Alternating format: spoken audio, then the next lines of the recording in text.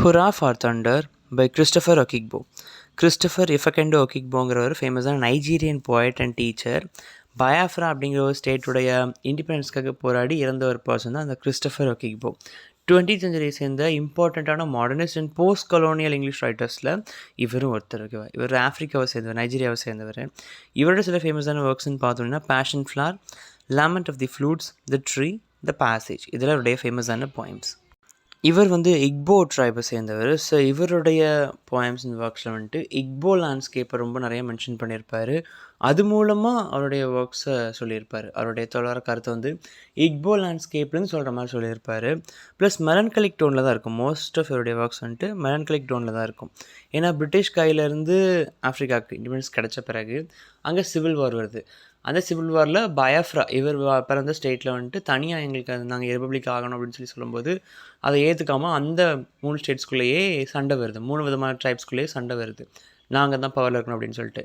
So இந்த poem மூலமாக அவர் சொல்ல வர விஷயம் என்ன அப்படின்னா, எவ்வளோ பவர்ஃபுல்லான ஒரு பர்சனாக இருந்தாலும் அந்த பர்சன் ஒரு நாள் அழிஞ்சு தான் ஆகணும், அவங்களுக்கு தோல்வி வரதான் செய்யும் அப்படிங்கிற மாதிரி ரொம்ப அழகாக இந்த போயமில் சொல்லியிருப்பார். இப்போ இந்த போயமோட சம்மரி பார்த்துக்கலாம். இந்த போயம் 1960s எழுதப்பட்ட ஒரு போயம், பட் பாஸ்தமஸாக 1971 தான் பப்ளிஷ் ஆகிருக்கு. ஓகேவா? ஸோ பிரிட்டிஷ்கிட்டேருந்து இண்டிபெண்டன்ஸ் கிடச்ச பிறகு எழுதப்பட்ட ஒரு போயம்னு சொல்கிறாங்க. இந்த போயம் 1960 தான் நைஜீரியாவுக்கு இண்டிபெண்டன்ஸ் கிடச்சிது. ஸோ அப்போ எழுதப்பட்ட ஒரு போயம்னு சொல்லப்படுது. ஓகேவா? இப்போ இந்த போயமோட சம்மரி பார்த்துடலாம். லைன்ஸ் டிஸ்கிரிப்ஷனில் இருக்குது, ஃபாலோ பண்ணிக்கோங்க. What ever happen to the elephant, hurrah for Thunder. அதாவது அந்த எலிஃபெண்ட்டுக்கு என்ன இருந்தாலும் பரவாயில்ல, பாசிபிளி இங்கே மென்ஷன் பண்ணது என்ன அப்படின்னா டெத்து தான். ஸோ அந்த எலிஃபெண்ட் இறந்து போச்சு. அந்த எலிஃபெண்ட்டுக்கு என்ன ஹுரா ஃபார் தண்டர், தண்டருக்கு நன்றி அப்படிங்கிற மாதிரி சொல்கிறாங்க. அதாவது இந்த இடத்துல ஹுரா ஃபார் தண்டர்னு சொல்லி என்ன மென்ஷன் பண்ணுறாங்க அப்படின்னா, இந்த தண்டர், அந்த இடி இருக்கு இல்லையா, அதுதான் அந்த எலிஃபெண்ட்டை பீட் பண்ணியிருக்கு, டிஃபீட் பண்ணியிருக்கு. ஸோ இவங்க அந்த தண்டரை செலிப்ரேட் பண்ணுறாங்க. தண்டருக்கு நன்றி, அந்த எலிஃபெண்ட் என்ன ஆகிடுச்சு, டிஃபீட் ஆகிடுச்சு, என்ன இருந்தாலும் பரவாயில்ல தண்டர் உனக்கு ரொம்ப நன்றி, ஏன்னா நீ தான் அந்த எலிஃபெண்ட்டை காலி பண்ணிட்ட அப்படின்னு சொல்லி ஃபர்ஸ்ட் ஸ்டூடெண்ட்ஸை சொல்கிறாங்க. Then the elephant tetrarch of the jungle. இந்த ஜங்குடைய சுப்ரீம் பவரை யாருன்னா அந்த எலிஃபெண்ட் தான். ஓகேவா?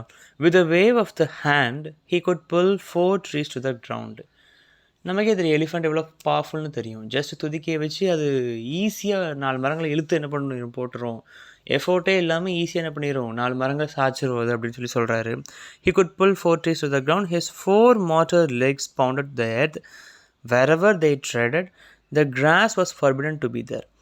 4 கால், நல்லா பெரிய காலாக நம்மளே மிச்சு சட்னி ஆகிடும் இல்லையா மனுஷனையே, அது போகிற இடத்துலலாம் அது கால் தடத்தை பதிச்சுக்கிட்டே போகும்.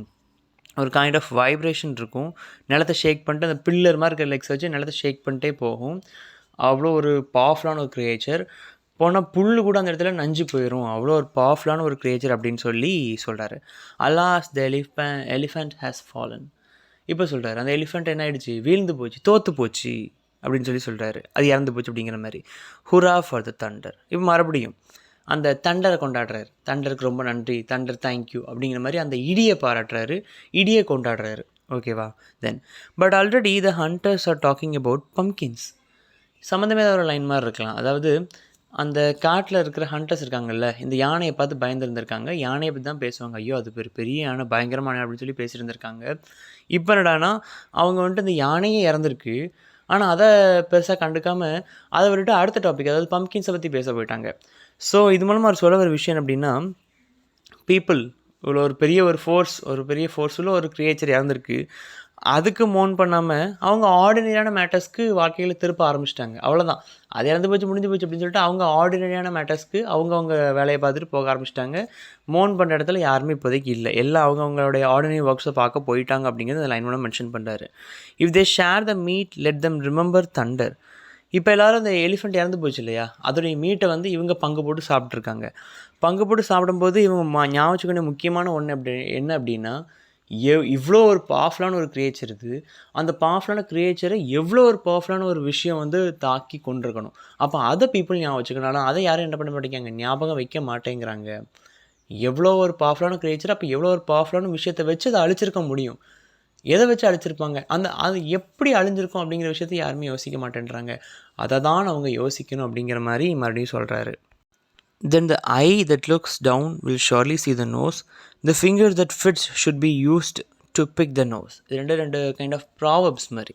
ஃபர்ஸ்ட் ப்ராவபில் அவர் என்ன சொல்ல வர்றார் அப்படின்னா, ஒரு விஷயத்தை நம்ம பார்க்குறோம் அப்படின்னா அந்த விஷயத்துக்கு, அதாவது இப்போ நம்ம கண்ணால் கீழே பார்க்குறோம், நம்ம மூக்கை முதல்ல பார்ப்போம். மூக்கு தான் நம்ம கண்ணுக்கு முதல்ல தெரியும் அப்படின்னு சொல்லி கொடுத்துருக்காரு.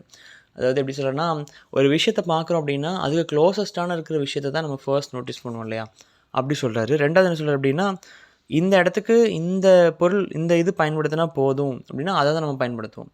ஸோ ஒரு டாஸ்க்கை முடிக்கிறதுக்கு ஒரு ரைட் பர்சன் தான் தேவை அப்படின்னா அந்த ரைட் பர்சனை தான் அந்த டாஸ்க் பண்ண நம்ம யூஸ் பண்ணுவோம். இந்த இடத்துக்கு இந்த ஃபிங்கர் தான் யூஸ் பண்ணணும், மோதிரம் போட இந்த ஃபிங்கர் தான், அந்த ஃபிங்கர் தான் நம்ம ரிங் போட்டு ஆகணும், அதான் செட் ஆகும் அப்படிங்கிற மாதிரி 2 ப்ராப் சொல்கிறாரு. எதுக்கு சொல்கிறார் அப்படின்னா, நம்ம செய்ய வேண்டிய விஷயங்கள் இப்போ இவ்வளோ பெரிய ஒரு ஃபோர்ஸ் இறந்துருக்கு, அப்போ நீங்கள் வந்து ஆர்டினரியான விஷயங்களை பார்த்து மக்கள் திரும்பிட்டாங்க அப்படிங்கிற மாதிரி சொல்கிறாரு. அவ்வளோ பெரிய யானை விழுந்துருச்சு, அவங்க பம்கினை பற்றி பேசிக்கிட்டு அவங்க லைஃப்பை பார்த்துட்டு போயிட்டுருக்காங்க. அது எப்படிப்பட்ட ஒரு ஃபோர்ஸ் அதை கொண்டிருக்கும் அப்படிங்கிற ஃபீலிங் யாருக்குமே இல்லை.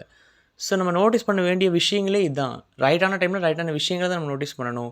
இவ்வளோ பெரிய ஒரு இது நடந்திருக்கு, அப்போ இதை நம்ம கவனிக்கலைன்னா எப்படி? அப்போது இது வீழ்ந்ததுக்கு அர்த்தமே இல்லையா அப்படிங்கிற மாதிரி சொல்கிறாரு. Then today for tomorrow, today becomes yesterday. What a perfect line. இந்த லைனில் அவர் சொல்கிறத பாருங்களேன்.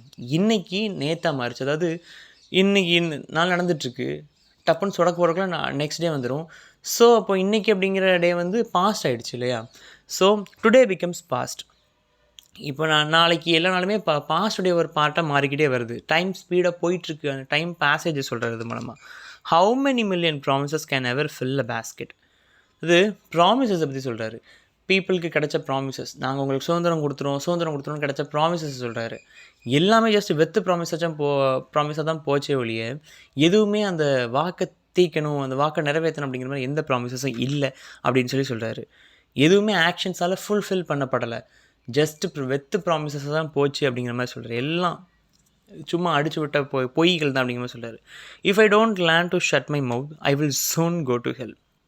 அதாவது இவர் சொல்ல ஒரு விஷயம் என்ன அப்படின்னா, இப்போ நான் வந்து இந்த இடத்துல வாய முடிட்டு இல்லை, இந்த விஷயங்கள்லாம் உங்ககிட்ட சொல்லாமல் இல்லை அப்படின்னா, சொல்லிட்டே இருந்தேன் அப்படின்னா நான் வந்து எங்கே போவேன், ஹெலுக்கு தான் போவேன், ஏன்னா கொண்டுருவாங்க அப்படிங்கிற மாதிரி சொல்கிறாரு. இப்படி ஓப்பனாக எக்ஸ்பிளிசிட்டாக அந்த மாதிரி அங்கே நடக்கிற விஷயங்களெல்லாம் இப்படி பண்ணுறாங்க அப்படி பண்ணுறாங்கன்னு சொல்லிட்டு மக்களுடைய மனநிலையும் அங்கே எப்படி இருக்காங்கிற அந்த நிலையை நான் இப்போ சொல்லிகிட்டே இருந்தேன் அப்படின்னா, என் வாயை நான் மூடலை அப்படின்னா நான் ஹெல்லுக்கு தான் போவேன், நான் செத்து தான் போவேன், அவ்வளோதானா அப்படிங்கிற மாதிரி சொல்கிறாரு. சொல்லி த லாஸ்ட் லைனில் I Okigbo town crier together with my iron bell. லாஸ்ட்டாக அவர் ஐடென்டிஃபை பண்ணுறாரு. நான் தான் ஒக்கிக்போ அப்படின்னு சொல்லி நான் தான் அந்த ரைட்டர், ஆத்தர் தானே ரைட் பண்ணுறாரு. ஸோ நான் தான் ஒக்கிக்போ, நான் ஒரு டவுன் க்ரையர், உண்மையை தைரியமாக, அது என்ன கிரிட்டிசம் வந்தாலும் பரவாயில்லன்னு சொல்லி தைரியமாக சொல்கிற ஒரு பர்சன் தான் இந்த ஒக்கிக்போ அப்படின்னு சொல்லி இந்த போயம் என் பண்ணுறாரு கிறிஸ்டோஃபர் ஒக்கிக்போ. ஸோ அந்த போயம் வந்து பிரிட்டிஷ்கிட்டேருந்து நைஜீரியாவுக்கு இண்டிபெண்டன்ஸ் கிடைக்கிற டைமில் எழுதப்பட்டிருக்கும்னு சொல்கிறோம். 1960s எழுதப்பட்ட ஒரு போயம் அப்படின்னு. ஸோ இந்த போயம் மூலமாக அவர் சொல்ல ஒரு விஷயம் என்ன அப்படின்னா, இவ்வளோ பெரிய ஒரு இது விழுந்திருக்கு, ஆனால் பீப்புள் அதை பற்றி யோசிக்கிற மாதிரியே தெரில. அவங்கெல்லாம் எவ்வளோ கஷ்டப்பட்டிருக்கோம், எவ்வளோ ஒரு ஃபோர்ஸால் நம்ம அவங்கள இது பண்ணியிருக்கோம், அதை பற்றி யாருமே யோசிக்க மாட்டேன்றீங்களே அப்படிங்கிற மாதிரி சொல்கிறாரு. ஓகேவா. ஏன்னா ஃபஸ்ட்டு கொஞ்சம் இது வந்து அந்த எலிஃபண்ட்டுடைய வேலரை பற்றி சொன்னார். அதாவது பிரிட்டிஷ் இவ்வளோ கொடுமைப்படுத்துனாங்க, எவ்வளோ பவர்ஃபுல்லாக இருந்தால் அவனையே நம்ம வீழ்த்தியிருக்கோம் அப்படிங்க சொல்கிறார். ஆனால் நீங்கள் யாருமே அதையும் யோசிக்க மாட்டேன்றீங்களே. கரெக்டான இடத்துல கரெக்டானதை பற்றி யோசிக்கணுமே. நீங்கள் அதை யோசிக்காமல் உங்கள் வேலையை பார்த்துட்டு போயிட்டீங்க. இது என்ன சாதாரணமான விஷயமா, எவ்வளோ ஒரு பெரிய இது நம்ம இது பண்ணியிருக்கோம் அப்படிங்கிற மாதிரி விஷயங்கள் அதை ஸ்ட்ராங்காக மக்களுக்கு ஸ்ட்ரெஸ் பண்ணுற மாதிரி சொல்கிறாரு. சொல்லிவிட்டு கிரிட்டிசம் வந்தாலும் பரவாயில்ல, என் உயிரே போனாலும் பரவாயில்ல, நான் தைரியமாக பேசுகிற ஒரு பர்சன் அப்படிங்கிற மாதிரி லாஸ்ட்டில் நான் எதாவது சொல்ல தான் செய்வேன் அப்படிங்கிற மாதிரி போல்டாக சொல்லி இந்த போயம் என் பண்ணியிருக்காரு கிறிஸ்டோஃபர் ஒக்கிக்போ. ஸோ தீம்ஸ்ன்னு பார்த்தோம் அப்படின்னா impermanence, misuse of power, cycle of nature, இது மூணையும் தீம்ஸாக சொல்லலாம்.